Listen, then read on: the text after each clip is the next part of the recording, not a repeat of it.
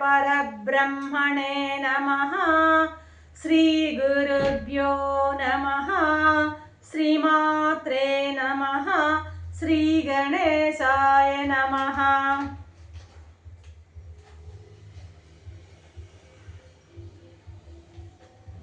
ప్రియాత్మ బంధులారా, యోగ వాసిష్టం నిర్వాణ ప్రకరణము 522వ భాగం. నిన్న వశిష్ఠ మహర్షి ఇప్పుడు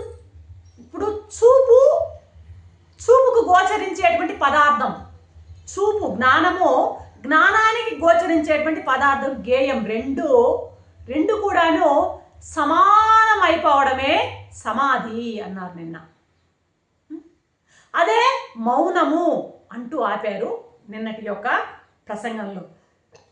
దాన్ని కొనసాగిస్తున్నారు ఈరోజు ఎపిసోడ్లో. అంటున్నారు మహర్షి, రామా, మౌనం అన్నాను నిన్నేను. మౌనం అంటే ఏంటో తెలుసా? ఏమన్నావు? చూపుకు గోచరించేటువంటి పదార్థం అంటే నాకు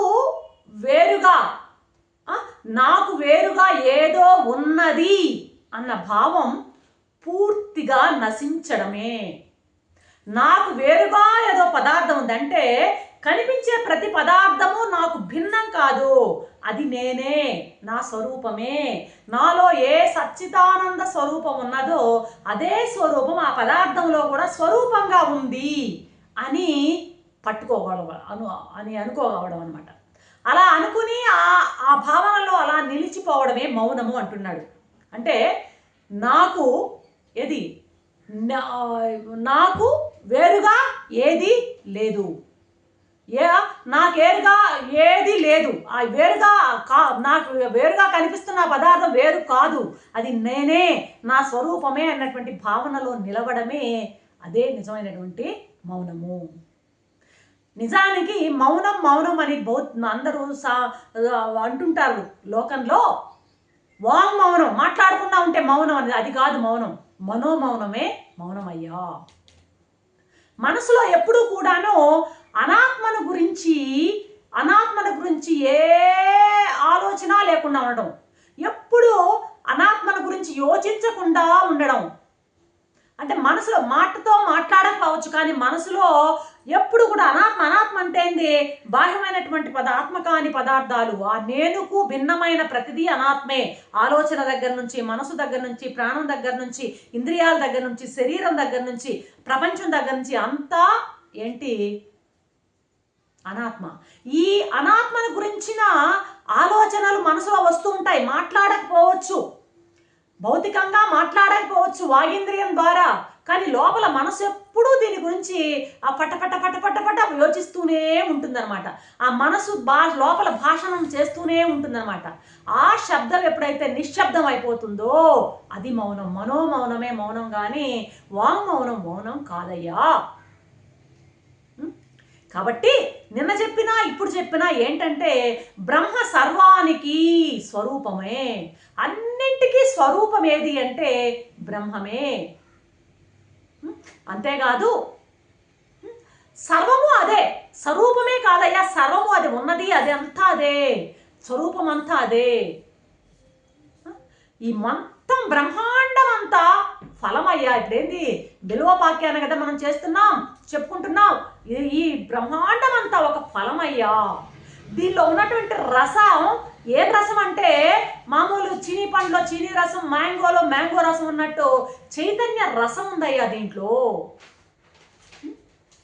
ఈ చైతన్య రసం అయితే ఆ పండులో ఏ కొంత మేరో వ్యాపించి లేదు. ఇది మొత్తం పండంతా ఈ రసం, చైతన్య రసం వ్యాపించి ఉంది. బ్రహ్మాండం అంత అంటే పండంతా వ్యాపించి ఉందంటే ఆ పండులో ఏదో ఒక భాగం చిని పండులాగా లోపల ఆ ముత్యాలు అక్కడ వరకే కాదయ్యా, బ్రహ్మాండం అంతా ఈ చైతన్య రసం వ్యాపించి ఉంది.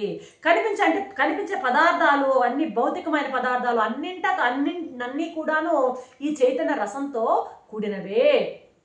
ఏ కొంచెం మేరో లేదు, మొత్తం పండంతా రసభరితమై ఉంది. పండంతా చైతన్య రసమే, బ్రహ్మాండం అంతా చైతన్య రసమేనయ్యా. ఈ శరీరాలు అన్నీ కనిపించేటువంటి ఆ జడ చేతనాలన్నీ కూడాను ఆ చైతన్య రసమే. అలా అనుభూతి చెందాలి. అలా అనుభూతి చెందుతూ ఏది చూస్తున్నా అస్థి భాతి అని చూడడం. అస్థి భాతి ఉన్నది, ప్రకాశిస్తున్నదే. అర్థమైందా? సచ్చిత్తులే, సత్ ఉన్నదే, చిత్ ప్రకాశిస్తున్నది, అస్థి ఉన్నది, భాతి ప్రకాశిస్తున్నది, ఉన్నది ప్రకాశిస్తున్నది అనే భావనతోనే భావిస్తూ ఉండడం నేర్చుకో. అప్పుడు ఏమవుతుంది? నీకు ఆ రసం, ఆ చైతన్య రసాన్ని గురించి నీకు ఆ చైతన్యం మొత్తం చైతన్య రసమే, బ్రహ్మాండం అంతా ఈ చైతన్య రసమే అనే భావన నీకు బాగా ఆరూఢమవుతుంది. ఆ చైతన్య రసమే ఆ మహాఫలంలో అక్కడక్కడక్కడ గడ్డ కట్టినవే మన ఈ కనిపించేవన్నీ భౌతికమైన వస్తువులన్నీ, ఇళ్ళు, వాకిళ్ళు, కొంప, గోడు అన్నీ, ఈ మ్యాటర్ ఎంత కూడాను ఆ చైతన్య రసం అక్కడక్కడ గడ్డగా, ఆ రసం కాస్త గడ్డగా చూడండి. ఇది బాగా ఆలోచిస్తుంటే అనుభూతికి బాగా వస్తుంటుంది. ఆ చైతన్య రసమే గడ్డగట్టినవే ఈ ఇళ్ళు, వాకిళ్ళు ఇవన్నీ. ఈ శరీరము చైతన్య రసం గడ్డగట్టింది. ఆ చైతన్య రసం గడ్డగట్టేనే కొంత మనస్సు, ప్రాణము, ఇంద్రియాలు, దేహం మరింత గడ్డగట్టే దేహము, దేహం తర్వాత ఇంకా జీవజాతుల కంటే ఇంకా పాషాణాలు, జడాలు ఇవన్నీ కూడాను ఆ చైతన్య రసం మరీ గడ్డగట్టి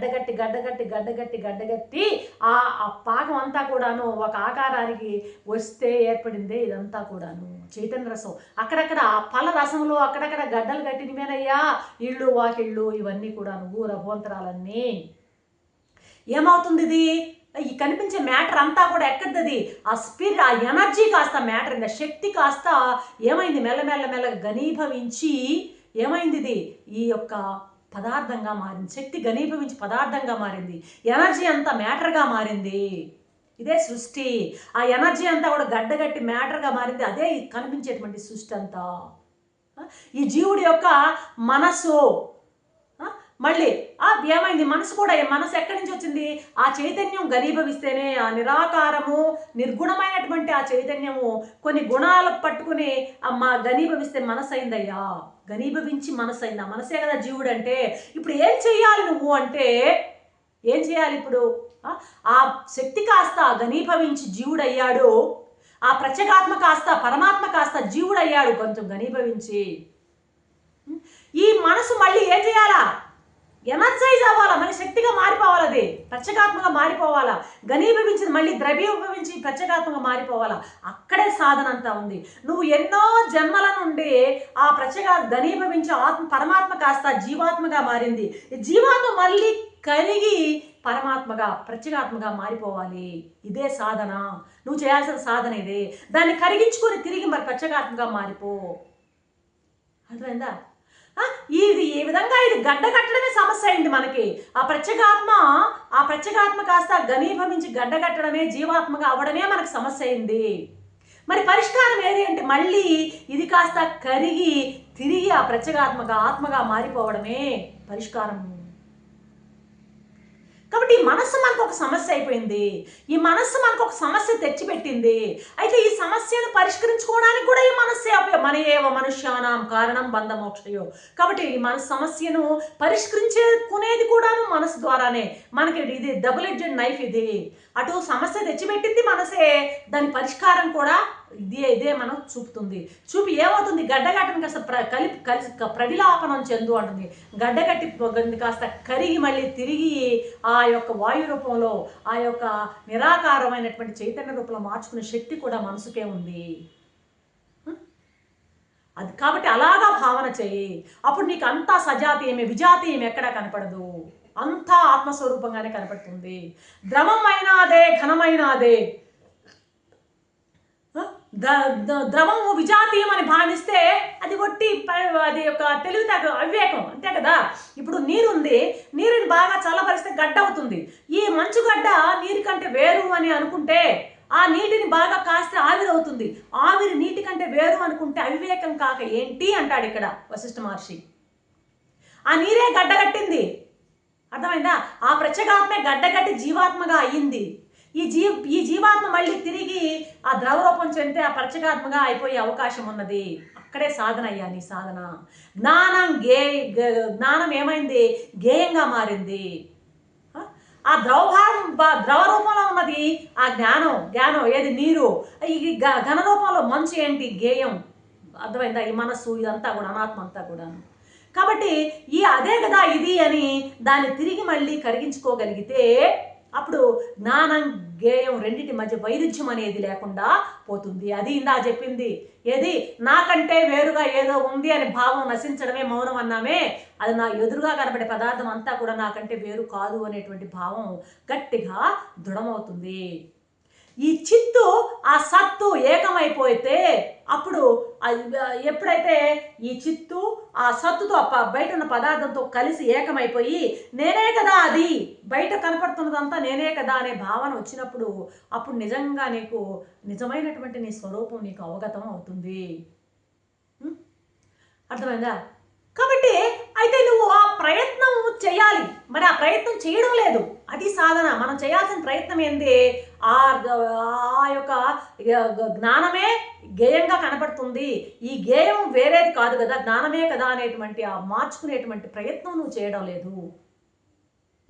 ఎక్కడ ఎలాగా ఏ రూపంలో నీకు ఏది దర్శనమిస్తుందో అదంతా కూడాను ఏదంటే అంతా కూడాను బ్రహ్మమే, సచిదానంద బ్రహ్మమే. నీకు ఏ రూపంలో ఎక్కడ కనిపించినా, ఏ రూపంలో కనిపించినా, ఎలాగా కనిపించినా అదంతా కూడా సచిదానంద పరమాత్మే. ఎలా ఉంది అంటే సర్వాత్మకంగా ఉంది, ఇన్ని రూపాలుగా కనపడుతుంది. అన్నింటిలోనూ స్వరూపంగా ఉండి కూడా ఇన్ని రూపాలు కనపడుతుంది. ఇన్ని రూపాల్లో కనపడడం సృష్టి. అర్థమైందా? ఆ సృష్టిని నువ్వు లయం చేసుకోవాలి. లయం చేసుకో, నువ్వు ఆ సృష్టిని అంతా లయం చేసుకొని తిరిగి ఆ రూపాన్ని తెచ్చుకో. ఇన్ని రూపాల్లో కనబడుతూ ఉంటే ఇన్ని రూపాలను ఆత్మరూపంగా మళ్ళీ మార్చుకొని చూడు. ఈ పదార్థాలన్నింటినీ కూడా నీ ఆత్మరూపంగా నువ్వు మళ్ళీ మార్చుకొని చూడు. అప్పుడు నీకు సర్వం అప్పుడు నీకు ఉన్న సత్యమేదో నీకు అవగతం అవుతుందయ్యా. అప్పుడు సుషుప్తి దశలో లాగా నువ్వు తయారవుతావు. ఆ సుషుప్తిలో నీకు జాగ్రత్తలో ఉన్నటువంటి వైరుధ్యము, స్వప్నంలో ఉన్నటువంటి ఆ వైరుధ్యము, ఆ డైవర్స్ అన్నీ కూడా ఏకమైపోయి సుషుప్తిలో ఎలాగా కనిపిస్తాయో అలాగా నీకు అది అనుభవానికి వస్తుంది. అలాగే నువ్వు సమాధిని ఒక సుషుప్తిలాగా భావించు. నిత్యము సుషుప్తిగా సమాధి ఎప్పుడు కూడాను అన్ని అవస్థలు కూడా సుషుప్తిగా చూడు. సర్వత్రా సమంగా వ్యాపించినటువంటి ఆ చైతన్యాన్ని ఆ చైతన్యాన్ని ఒక చైతన్య ఘనంలాగా నువ్వు ఆత్మను చూస్తూ ఉండు. సర్వత్రా వ్యాపించినటువంటి ఏకరూపంగా వ్యాపించిన సర్వము ఉన్నటువంటి ఒక చైతన్య ఘనంలాగా నువ్వు చూడు. అర్థమైందా? ఆ చైతన్యాన్ని నువ్వు ఆ చైతన్య ఘనంగా చూసేటువంటి దృష్టిని నువ్వు పెంచుకోమంటూ ఆపుతున్నాడు వశిష్ఠ మహర్షి. రేపటి ఎపిసోడ్లో ఏం చెప్తారో చూద్దాం. అంతవరకు సెలవు. సర్వం శ్రీరామచంద్ర చరణారవిందార్పణం. ఓం శాంతి.